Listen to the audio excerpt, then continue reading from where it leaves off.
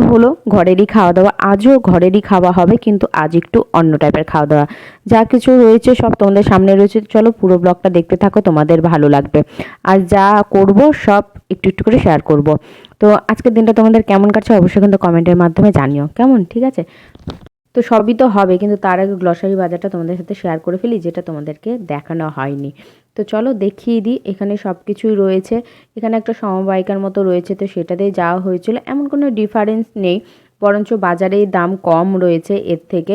তো অসুবিধা নেই, দেখো সব জায়গায় একটু একটু করে নেওয়া উচিত, তাহলে দামটা পার্থক্যটা বোঝা যাবে। হ্যাঁ, এটা হতে পারে যে তোমার মুদিখানার দোকান থেকে কিছু কম রয়েছে, 2 টাকা কম রয়েছে, তা বেশি হেরফের কিছু নেই, কিন্তু বাজারে একেবারেই দাম কম।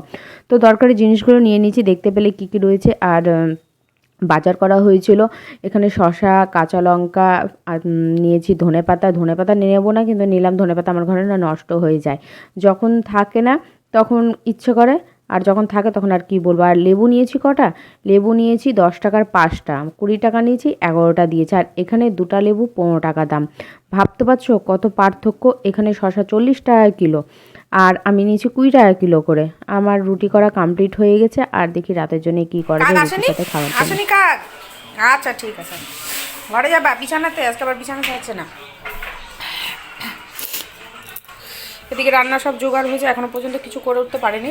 1:30টার কাছাকাছি বাজে। এখানে মাংস দেওয়া হয়ে গেছে, এখানে চর্বি আছে, চর্বিটা ছোলার ডাল দিয়ে করবো। এখানে পোলাও আর চাউমিন ছিল, ওটা গরম করে নিলাম, আমরা খেয়ে নিলাম, হয়ে গেছে। পেঁয়াজ কোচানো হয়ে গেছে, এখানে মশলা হয়ে গেছে, আর এই হলো সেই ছোলার ডাল। সব কিছু কমপ্লিট, শুধু এখন রান্নাটা ফটাফট বসালেই আমার হয়ে যাবে। দেখি ঘরে বেছানাও কিছু গোছানো হয়নি, 1 চট বাসন মেজে উঠেছি, আর 1 চট এই যে এখন খাওয়া দাওয়া হলো, চাটা আবার হলো। আমি তো চা খাইনি, একবারে সকালে চা খেয়েছি। তো চলো ফটাফট এদিকে করি। আর এদিকে কিছু ভেজানো হয়েছে, সেটাকে কাচতে হবে। ভিজে রাখা হয়েছে, এটাকে কাচতে হবে। তো চলো এক এক করে রান্না বসিয়ে তারপরে ঘরের বিছানা উঠাবো, আর বাসন মাজবো। রান্না করতে করতে বাসন মাজা হয়ে যাবে, আর এদিকে কাপড় কাচাও কমপ্লিট হয়ে যাবে।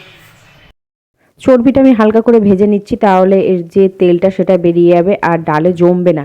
এই চর্বিটা এমনটাই, আর এর থেকে যে পাতলা চর্বিটা, ওই চর্বিটা বেশ ভালো। যাই হোক, যা দিয়েছে এটাই অনেক, আমাদের মালদাতে তো সেটাও দেয় না। মাংস চর্বি মেটে একসাথেই ওজন করে, এখানে তাও মেটে ফ্রিতে দিল আর চর্বিটাও ফ্রিতে দিল, এটাই অনেক।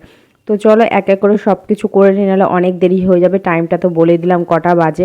ডালটা মনে হয় আরেকটু সেদ্ধ করতে হতো নাকি, কে জানে। আবার ভাবলাম যে না, এর থেকে বেশি সেদ্ধ হলে নরম মানে গলে যায় কি না, ভালো লাগবে না, একটু দানা দানা থাকলে ভালো লাগবে। আর এদিকে পোলাওয়ের প্রস্তুতি আমার রেডি। তো আমার একটা মানে বাজে অভ্যেস রয়েছে, যেটা তোমাদের সাথে শেয়ার না করে থাকতে পারছি না।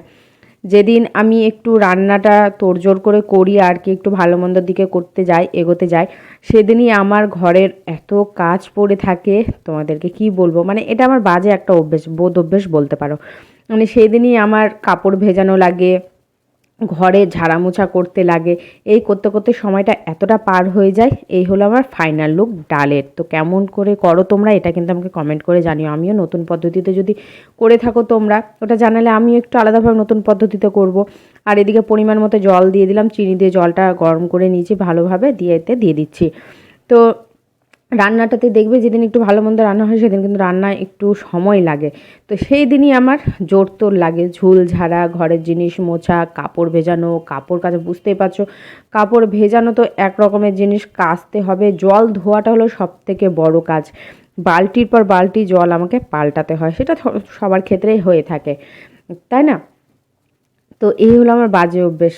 তো তোমাদের সাথে না শেয়ার করে থাকতে পারলাম না। আর যেদিন ঘরের কোনো কাজ থাকে না, সেদিন কোনো রকম কাজ থাকে না, এমনকি রান্নারও কোনো ঝামেলা থাকে না। কী করি জানো তো রান্না? এই প্লেন এক তরকারি ভাত করে নিলাম, নাহলে সেদ্ধ ভাত করলাম, ডাল করলাম, ব্যাস হয়ে গেল। মাংসটা আমি না ভেজে নিচ্ছি, কেননা আজকে মাংসটা ভেজেই করতে হবে, তাহলে ভালো লাগবে খেতে। আর মাংস ভেজে রান্না করলে আমি দেখেছি মাংসটা এত সুন্দর সফট নরম হয়।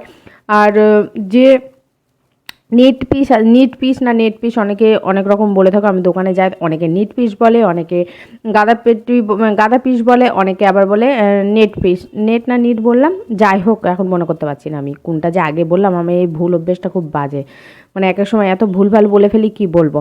তো তোমরা কি বলো আমাকে জানিও। আমি তো নিট পিস বলি। তো সেটা কী হয় বলো তো, খুব নরম হয়, যে একটা ছোবড়া ভাব থাকে না, ছোবা ছোবা ভাব, যে ছেঁড়া যায় না, দেখবে মুখে নিলে একটা চিমড়া চিমড়া ভাব থাকে, সেটা না থাকে না।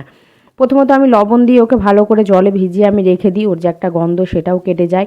মাংসটা সত্যি সুন্দর একটা নরম ফ্রেশ হয়, হাত দিয়ে যখন ধুই তখনই বোঝা যায় ধোয়ার সময়। আর রান্না করার সময় ভেজে রান্না করলে খুব সুন্দর হয়, মাংসগুলো ভাঙে না, লবণটাও খুব সুন্দর ভেতরে যায় আর নরম বেশ হয়। তো এক একজনের এক একটা পদ্ধতি।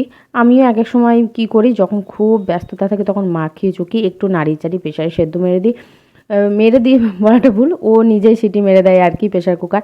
আর কখনো কী করি, মশলা ভেজে তারপরে মাংসটা আমি ভাজি না কোনো সময়, তখন কাঁচা মাংস মশলার মধ্যে দিয়ে দিই। তো এক এক সময় এক একটা করি আমি। তো অনেক পদ্ধতি তো অনেক কিছুই আছে, আলাদা আলাদা রকম, এক একজন এক এক রকম করে, আবার আলাদা আলাদা নাম দেয়। আগে তো এত নাম ছিলও না, ছিল কি আগে? না, শুধু কি হতো পাতি ভাষায়, মানে একটা বাংলা ভাষায় একটা কথা বলতো যে মুরগির মাংস, আর কি হয়েছে খাসির মাংস। এখনকার দিনে তো mutton curry, mutton chicken curry, chicken gravy, mutton gravy, আরও অনেক কিছু নাম চলে এসছে, অত মনে রাখতে পারি না। তো ওদিকে একটু ভাই হেল্প করছে, যেহেতু এদিকে আমি কাপড় কাচতেও যাচ্ছি, এদিকে দৌড়িয়ে আসি, ওই জন্য একটু হেল্প করে দিল। অনেক কিছুতে টুকিটাকিতে হেল্প করেছে, না করার নয়। আর এদিকে পরপর আমার রান্নাগুলো একবারে হয়ে গেছে, যেগুলো তোমাদের সাথে শেয়ার করছি, যে কোনটাতে কোনটা আছে সেটা তোমাদেরকে দেখিয়ে দিচ্ছি। এখানে চিকেন, আর এই বাটিতে যা যা রয়েছে যে দেখে নাও, ডাল, স্যালাড, আর এখন বাকি রয়েছে শুধু আলু ভাজা। আর সকালে ঘুগনি করা হয়েছিল, সেটা তোমাদের সাথে শেয়ার করি, ওটা হচ্ছে একদম উপরে টিফিন বাটিতে। আর চলো এখন এদিকে সব কিছু হয়ে গেছে, আমার স্নান টান সব কিছু কমপ্লিট হয়ে গেছে, ওদেরকে বললাম তাড়াতাড়ি করে তোমরা যা করার করে নাও, আর আমি এদিকে শুধু আলু ভাজলেই হয়ে যাবে। তো চলো আজকের মতো এখানে শেষ করছি। কেমন লাগলো